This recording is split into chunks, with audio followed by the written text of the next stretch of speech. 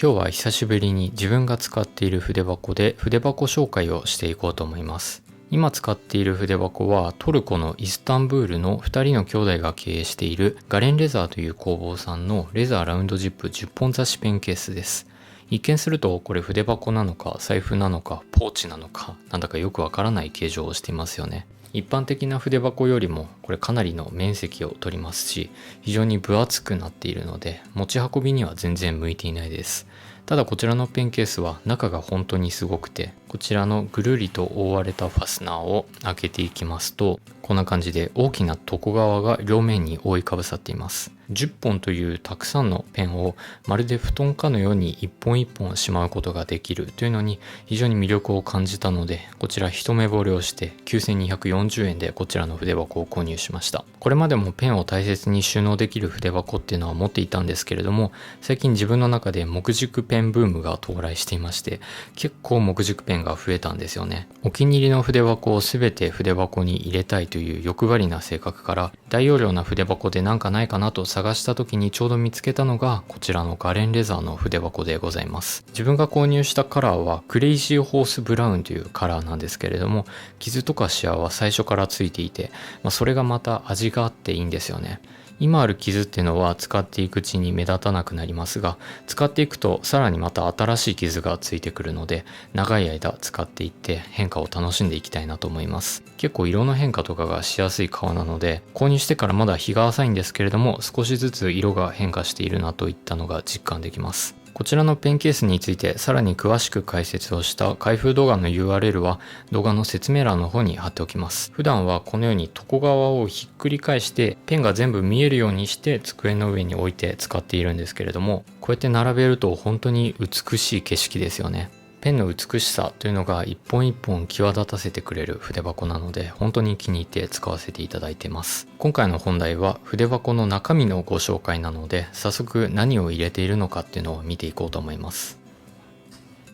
まずはおなじみの野原工芸です。こちらが欅のシャープペンスリムで、こっちがマーブルウッドのボールペンスタンダードです。いろいろな木軸ペンを使ってきたんですけれども、改めて野原工芸のペンって本当にすごいなと思うんですよね。愛着の沸かせ方が本当に上手なんだなっていうふうに思います。木材っていうのはもともと結構軽い素材なので、木軸のペンって軽くなりがちなんですよね。ほぼ全てのパーツが木でできたクラフトリンクルのカラムシャーペンなんかは重量が 9g となっていて、太い軸なのにもかかわらず非常に軽くなっています。それに対して野原工芸のペンは金属のパーツを使用しているので、木軸のペンなのにもかかわらず 30g 以上あって結構ずっしりとしているんですよね。まるで木材がずっしりとしているのかと錯覚してしまうほど重量感があります。使っていくごとに経年変化をしていく木の表情とずっしりとした重量感の組み合わせによって、これは本当にいいペンだなと思わせてくれるんですよね。今年はスリムタイプのみオンラインストアでの販売が終了してしまったそうなんですけれども、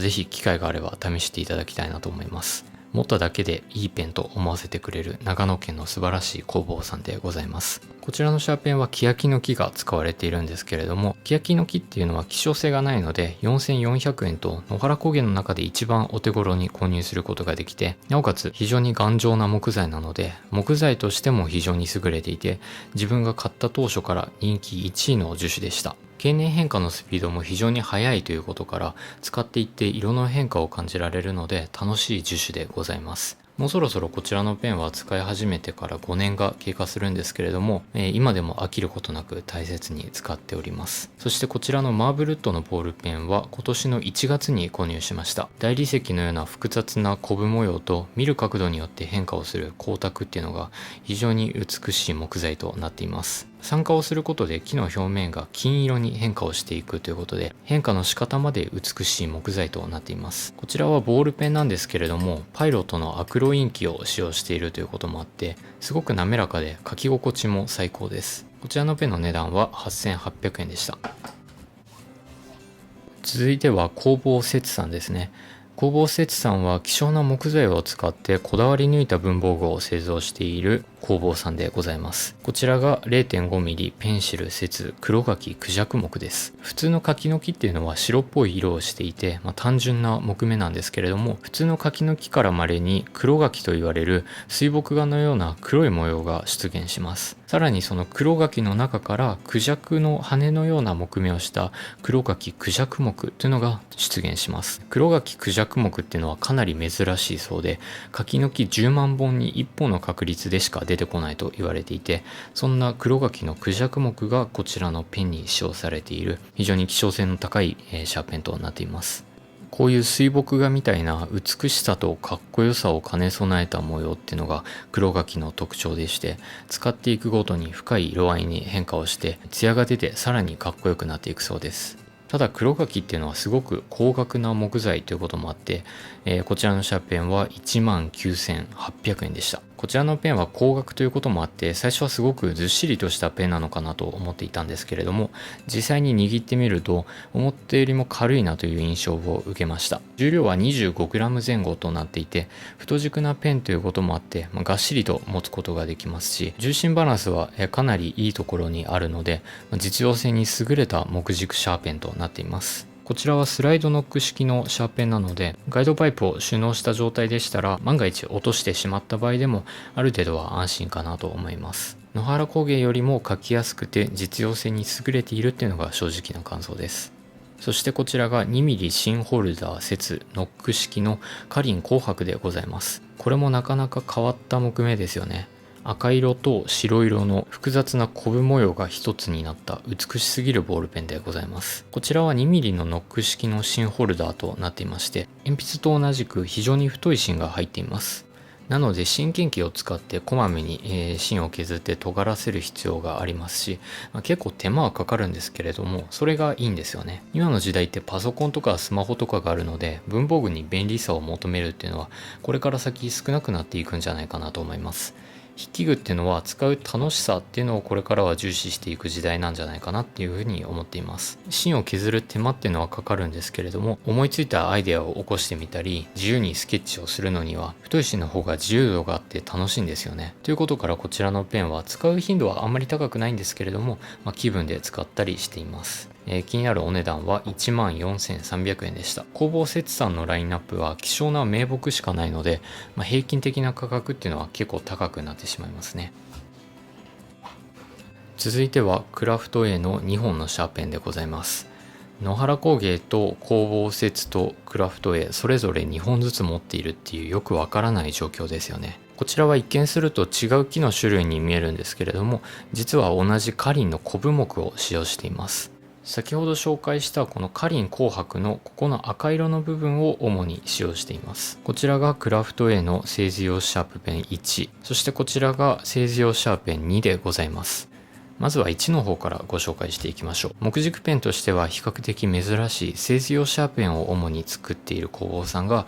クラフト A なんですけれども、その中でも一番最初にラインナップされたモデルですね。こちらのペンは購入したのは結構最近なんですけれども、結構昔から販売されていたイメージです。こちらのグリップの部分は金属の削り出しとなっていて、見た目以上にずっしりとしていて低重心なのがこちらのペンの特徴となっています。木と金属の組み合わせがかなり絶妙で非常にかっこいいデザインですよね。グリップの溝は結構浅めなので、汗をかいたら滑りやすくなってしまうっていうのはちょっと残念なところなんですけれども、非常に安定感があって書き味が良くて、なおかつ書きやすいシャーペンなので筆記具としてかなり優れています。内側にはペンテルの内部機構が搭載されているので、心なしかペンテルのシャーペンと結構書き味が似ているんですよね。もしこちらの先端のガイドパイプが折れてしまった際も、ペンテルのシュタインという300円で買えるシャーペンと全く同じものを使用しているので、交換をするのにもあまりコストがかからなくて、気軽に使えるシャーペンかなと思います。こちらの値段は 8,360 円でした。そしてこちらが製図用シャープペン2なんですけれども、こちらはめちゃくちゃ書きやすいシャーペンでございます。軸の直径は 14mm もあって超極太シャーペンの部類に入るほど太いです。木軸ペンが好きな自分でも最初は結構太いなと思ったんですけれども、慣れてからがこのペンの本番なんですよね。製図用シャーペン2に似ているシャーペンをこんな感じで引っ張り出してきました。プラチナのプロユース1500とラミーのスクリブルですね。この3本に共通して言えるのがペンとの一体感があってすごく書きやすいっていうことですね。太めなペンの何がいいかっていうと握るのに疲れないということです。どうしても細めなペンだと握るのに力を入れてしまいがちなんですけれども、太めなペンだと力を入れずに握ることができます。なので握る力が少ない分、取り回しにその力を持っていくことができるので、操作性がすごくいいんですよね。まるでペンとの一体感を感じられるほどスラスラと書くことができます。こちらのクリップが邪魔になってしまうっていうのが、こちらのペンの弱点なんですけれども、こんな感じで取り外すことができるので、しっかりとその弱点はカバーできているなというふうに思いました。こちらのペンすごくおすすめをしたいんですけれども、値段が8800円するので、なかなかおすすめできるような額ではないですよね。クラフト A の1シリーズは書き味が優れていて、2シリーズは書きやすさに特化しているモデルでございます。好みは分かれるとは思いますが、自分みたいに太軸なペンが好きな方は2シリーズの方をおすすめしたいなと思います。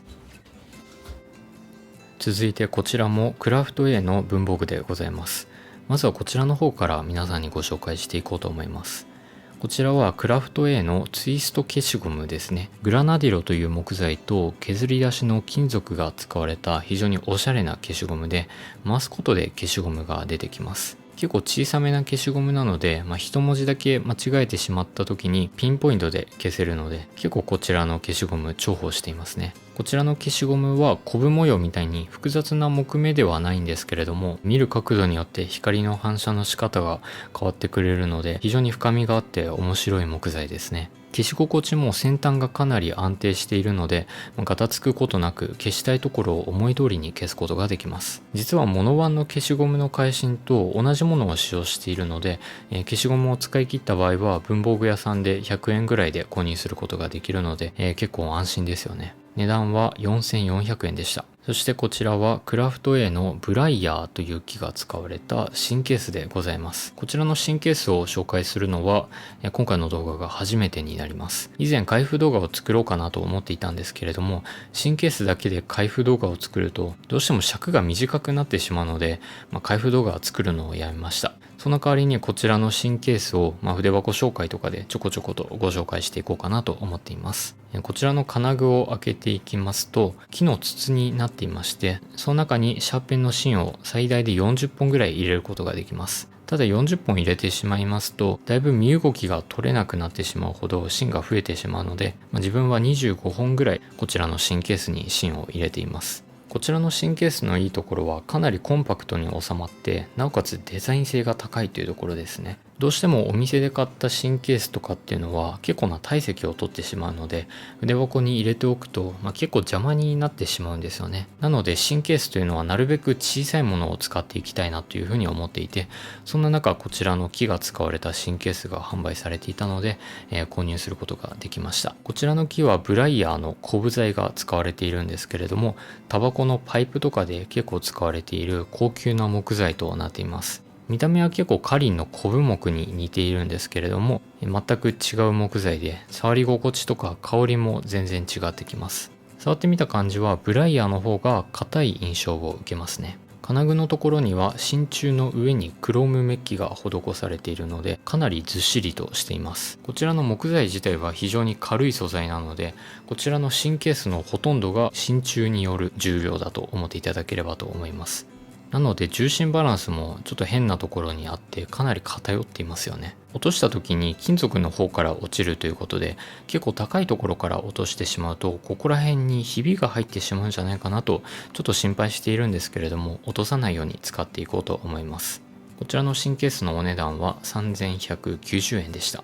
もう一つ消しゴムがありまして、こちらはシードのレーダーの神宮山杉がスリーブに使われた消しゴムでございます。こちらは台風などで倒れてしまった伊勢神宮の神域で育った杉を使用しているということで、すごくペラペラなスリーブなんですけれども、本物の木が使われています。ただすごく薄いのでかなり破れやすいという欠点もありますし、消しゴムを使って少なくなっていくとケースをハサミで切らないといけなくなってしまうので、せっかく消しゴムに愛着が湧いてきても木を切らないといけなくなってしまうので、ちょっと心苦しいところがあるんですよね。シードのレーダーっていう消しゴムはすごく消しやすくて、自分が気に入って使っている消しゴムなんですけれども、こちらのケース自体は実用性には欠けますよね。でもなんで使っているのかと言いますと、実際に使ってみてどれだけスリーブが破れやすいのかっていうのが気になりまして、それを検証するために使っているような感じです。先ほどのツイスト消しゴムは小さい文字を消すために使っていて、こちらのレーダーの消しゴムは広範囲を消すために使っています。値段は550円です。筆記具以外でこういう小さいところまで木で揃えようとなるとあまり売られていなくて大変なんですよね。将来的にはこの左側のゾーンも全て木で揃えていきたいなというふうに考えているんですけれども、これ統一できるにはまだまだ時間がかかるかなと思います。また何か買ったら動画でご紹介していこうと思います。続いてこちらは Y スタジオの焼き箔ローラーボールペンでございます。美術館に飾られていそうなデザインですよね。こちらのペンの特徴といたしましては、とにかく美しいということです。台湾の Y スタジオというメーカーさんのボールペンなんですけれども、伝統的な京都の箔屋さんとコラボした商品で、純銀の銀箔を硫化させることで甘くて美味しそうな模様を作っています。一本一本手作業で非常に手間をかけて丁寧に模様を作り出しているということで、機械ではできない美しすぎるボールペンとなっています。こちらは真鍮が使われたボディなので、持ってみるとすごくずっしりとしています。こちらのボールペンは水性ボールペンなので、かすれることもなく快適に書けますし、結構ずっしりとした重量感があるので非常に書き心地がいいです。書いている時にこちらの模様が常に見えるので、美しすぎて書くのには集中できないですね。書くのに集中したいっていう場面ではあまりおすすめできるボールペンではないんですけれども、書くのを楽しむという場面では本当におすすめできるボールペンだなと思います。こちらも木軸のペンと同様に世界に一つだけの自分だけの柄っていうのが愛着が湧きますよね。使っていって箔が剥がれてしまうのが嫌なので、こういう一本ずつ守ってくれる筆箱にしか入れれないんですけれども、世界に一つだけの美しすぎるボールペンとして一本こちらのペンいかがでしょうか。お値段はおよそ38,500円となっています。